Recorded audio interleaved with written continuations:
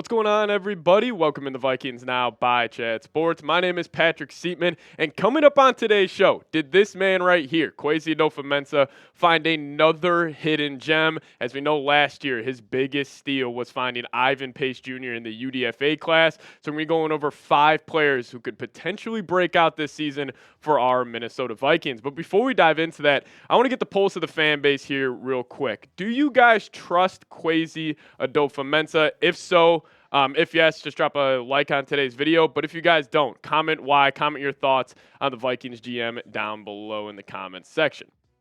So let's talk about Ivan Pace Jr. here. I think this was Kwesi's kind of greatest success story so far in his NFL GM career. Now, you could look at maybe the draft pick of Jordan Addison, or maybe even just trading back up this year into the first round and landing Dallas Turner on top of J.J. McCarthy. But in my opinion, it was finding Ivan Pace Jr. in last year's UDFA class, because last year he tore it up for the purple and gold.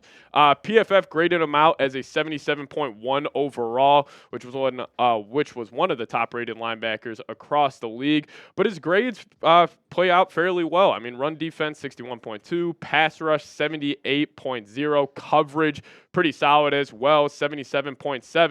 And he also accumulated 3 sacks, 70 tackles, 1 interception. And the biggest, red flag on why Ivan Pace wasn't drafted was because of his height. He's only 5'10", 5'11", but Kwesi looked past that, saw that it was a good football player, and I think he could be doing that again with these 5 guys. And we're going to start off here with, how about Bo Richter? The Richter scale is what we're calling him here in Minnesota. Edge rusher out of Air Force.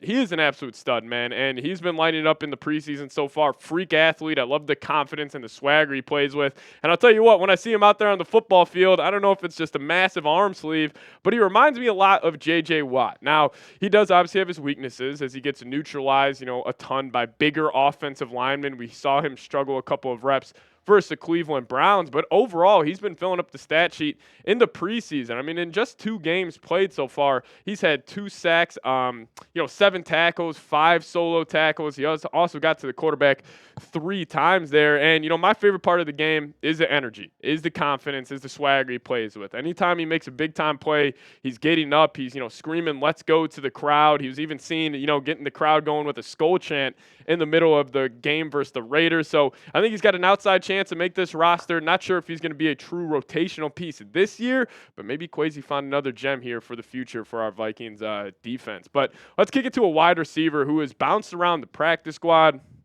and the 53-man roster a ton in his career so far with the Minnesota Vikings. That being Trishton Jackson. And, he was the big star in the J.J. McCarthy debut as he went for over 100 yards, had a touchdown. But even against the Browns, he found the end zone on that back shoulder throw from Nick Mullins, which was an absolute seed from Mullins on that one. But, he's got good size, he's got good speed, and even when he had that jet sweep this past weekend, you saw that top-end speed that he has, and he's always a guy I'm going to be rooting for just because he has bounced around from the practice squad, getting cut by the Vikings. He's got elevated last year for a couple of games, but I think he's going to be probably a lock to make this roster, and, that's why I'm not really that concerned if Jordan Addison were to miss time, because I think the Vikings, this wide receiver group, even though it does have the top-end talent in Jefferson, the depth now is really starting to develop. And talk about one of those guys here, Jaylen Naylor, speedy Naylor.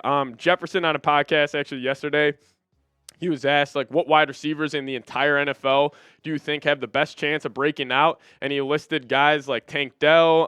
He also showed a lot of love to Keon Coleman. But then he also said, check out my guy Speedy, Jalen Nailor. And, he's only played in limited reps so far in the preseason, but we see the explosive ability. I mean, 4 receptions, 94 yards, almost 24 yards per catch for Naylor. And he was filling it up with back shoulder catches, deep crosses over the middle of the field. He can run the whole route tree. And you start looking at this receiving core for the Vikings, even if Addison, even though right now it's not a major injury with his ankle, but it is a high ankle sprain, and he's more likely than not going to have to miss week 1.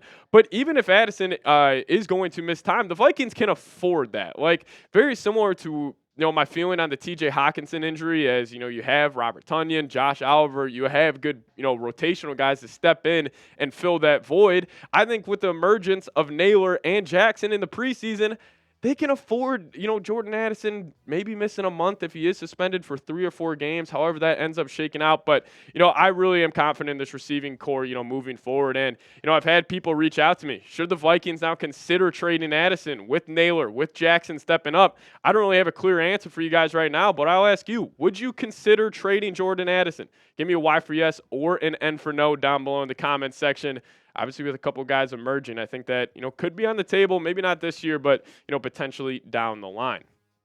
Now, we'll dive into 2 more players just in a second, but first off, got to give a big-time shout-out to today's sponsor, Prize Picks. And if you guys use promo code CLNS on your first deposit, we will match it up to $100. Now, Prize Picks is America's #1 daily fantasy sports app with over 5 million active members. Prize Picks is the easiest and most exciting way to play daily fantasy sports. Unlike other apps on Prize Picks, it's just you against the numbers. Now, I already have a lineup cooked up for week 1 of the football season. I'm going to take the Caleb Williams more on his passing yards, set at 236.5. Then I think Jefferson's going to eclipse 90 receiving yards. I'm going to take the more there. Then also DJ Moore. I'm going to take the more on his 63.5 receiving yards. But if you guys want to add more juice to the preseason week 3 games coming up here this weekend, PrizePicks is a great way to do so. So download the PrizePicks app, use promo code CLNS for a first deposit match up to $100. That's code CLNS on PrizePicks for a deposit match up to $100. PrizePicks, run your game. I'll put that link for you guys in the comment section and description of today's show. All right, let's talk about another UDFA here, Dwight McGlother. Now, he had an interception this past week against the Cleveland Browns, and I was so pissed off because he got 5 yards away from housing it, but Tyler Huntley ended up chasing him down in the end. But Dwight McGlother looked the part, and he also looked great during the joint practice this week going up against Amari Cooper. A couple of one-on-one reps, he ended up beating the Browns wide receiver, and he graded out very, very well so far during the first 2 preseason games. 86.1 overall grade and a coverage grade of 88.7. Now, Brian Flores has raved about him multiple times, just saying, he has the athleticism, he has the height to be a great cornerback in the NFL, but it's going to come down to his technique, and Flores has raved about that development, even dating back to rookie minicamp. So let's just say hypothetically, McGlother ends up popping. You feel so differently about this cornerback group than you did maybe 2 weeks ago before the Stephon Gilmore signing.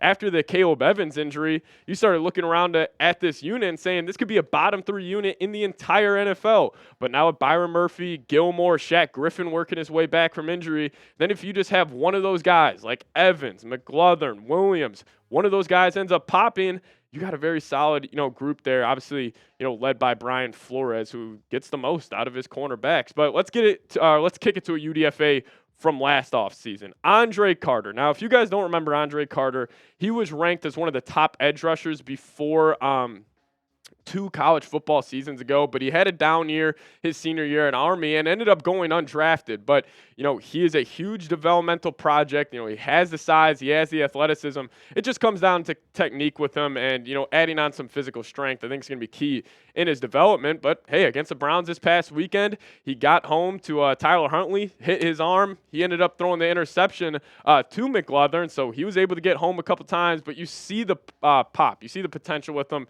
Freak athlete, has a high motor. He's a guy I'm going to bet on, ended up working out. But it may not be this year, but potentially down the line. And, hey, maybe that's another UDFA steal for Kwesi. But, hey, if you guys made it to the end of today's show, give me a skull down below in the comments section. Make it look like US Bank Stadium on game day. And just thank you guys so much for watching today's program. If you guys want to give me a follow on Twitter, that's a handle right there. As always, see you guys next time. Skol Vikes.